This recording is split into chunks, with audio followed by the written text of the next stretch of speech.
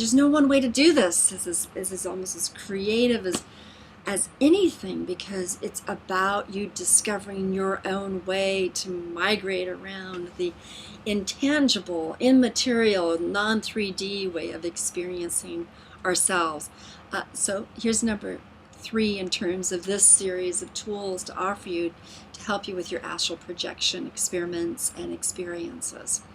So astral projection can actually take place also through an awareness that is more akin to remote viewing. And my experience with remote viewing is very specific, and I know the government has spent a whole lot of money training people to make it almost like intensely dark and shadow-like, and it doesn't need to be that way, but that's kind of the way it happened in some of their decades of using remote viewing.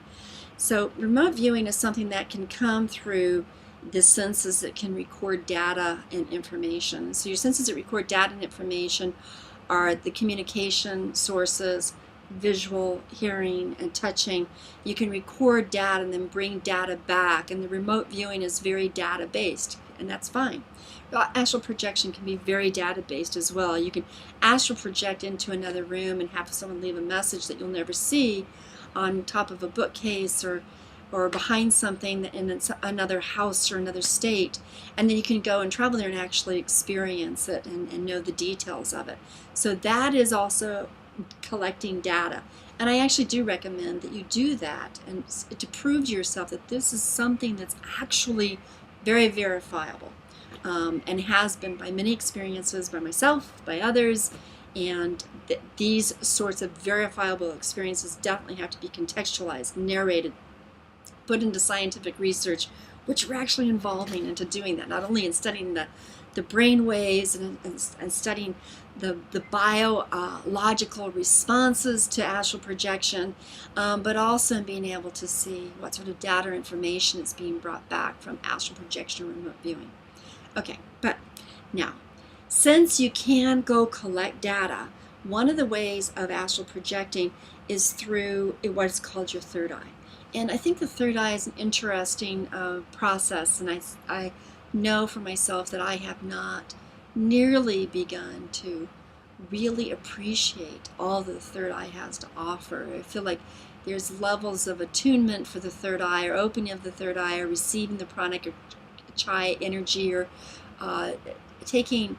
The third eye just has so many different strengths and possibilities to it. So we're just going to talk about it in terms of astral projection. People that are very visual in this physical world, it seems to be a source of data collecting for when they go astral projecting. So that when you're lying down and you're very relaxed, so go ahead and do that. We'll see if this works for you. When you're lying down and you're very relaxed, you can also be sitting in a chair. Make sure your body is fully and completely supported, so you don't have to worry about the well-being of your comfortable body. Now, if I were going to take you into a hypnotic trance, I'd be taking more time to do that.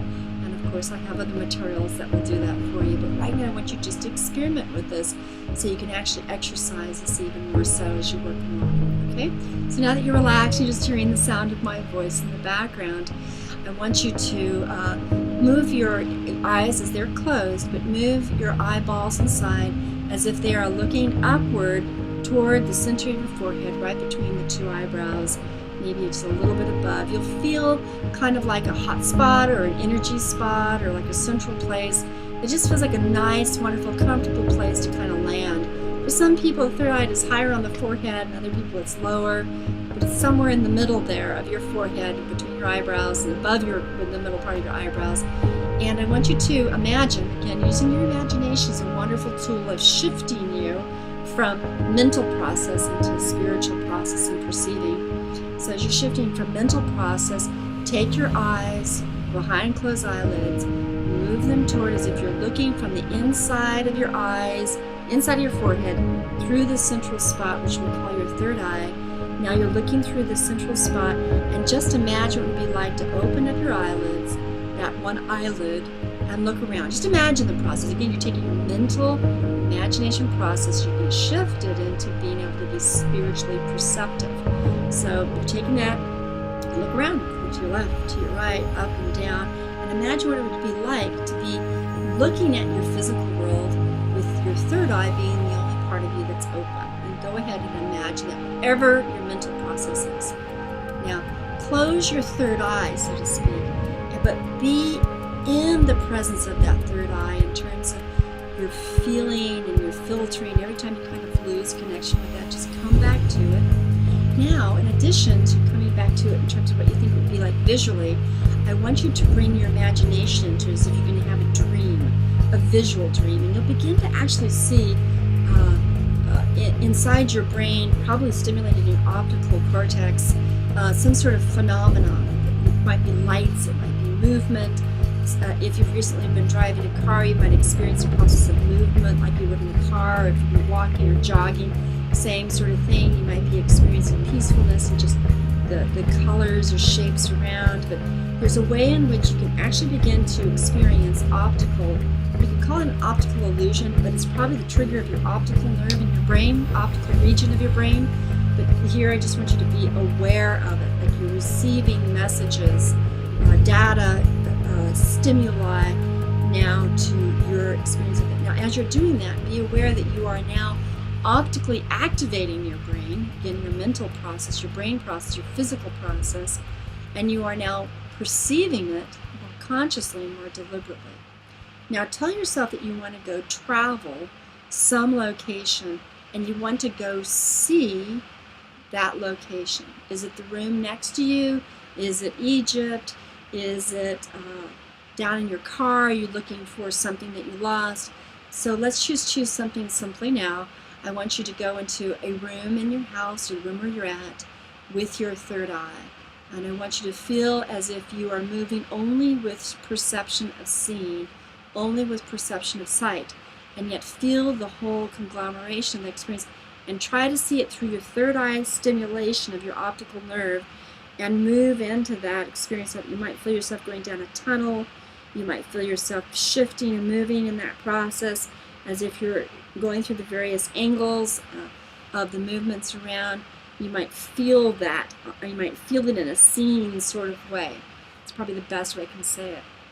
While you're consciously trying to follow that and keep kind of staying with that process, you'll be aware initially. Well, go to the room first and I'll tell you. Go to the room and with your third eye, as much as you possibly can, take in as much visual, perceptual stimuli about what's there in that room as possible.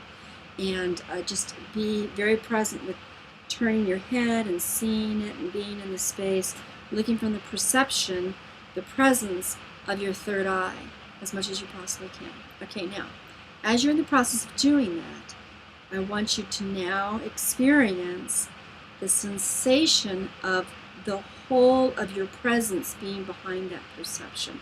So you've done it primarily through your third eye, your chakra, from that part of you that's related to the pineal gland, and you want to go there and now be self-conscious about all of who you are in the process of that by noting how high up your perception is, how low it is, where it's located in the room, what you're up against, what pressures or presences you have that put you into a point of view of perception, and now bring the rest of your perception into that process.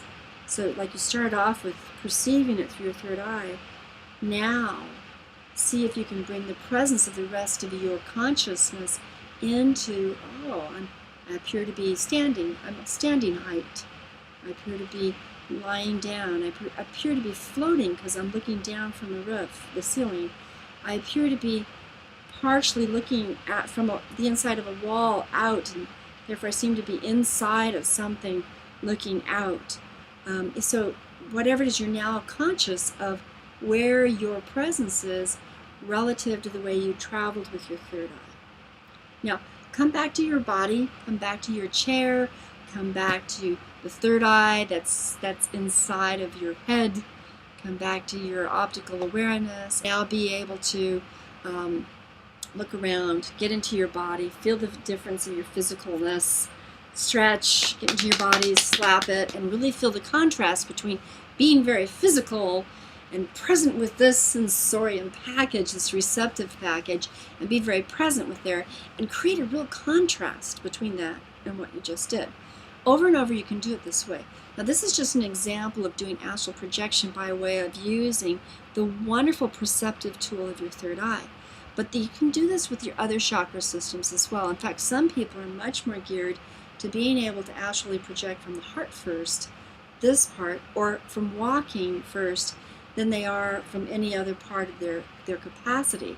So try different parts of your body, or if you understand the chakra system, which I would really recommend you do while you're learning about astral projection, then you might travel with different parts of your chakra. So if you do the same with your heart perception, you do the same with your power center, your navel chakra, you do the same with your sexual grounding parts of you that can feel lots of energetic sensations that are about sensuality, lust, lusciousness, attraction, desire. You can actually move in terms of that aspect of things, which is people's experience of sexuality on the astral plane. You can also move in terms of your groundedness, the connection with the space, your legs, the way it feels harnessed with it. You can do it with any of the aspects, including your crown chakra. So that would be one way of learning to astral project, by being tapped into to how it feels to move with different systems of your chakra system. Then you'll probably find the one that works for you best, because that's the part of you that's really well developed in terms of your spiritual consciousness. All right, that's it for today.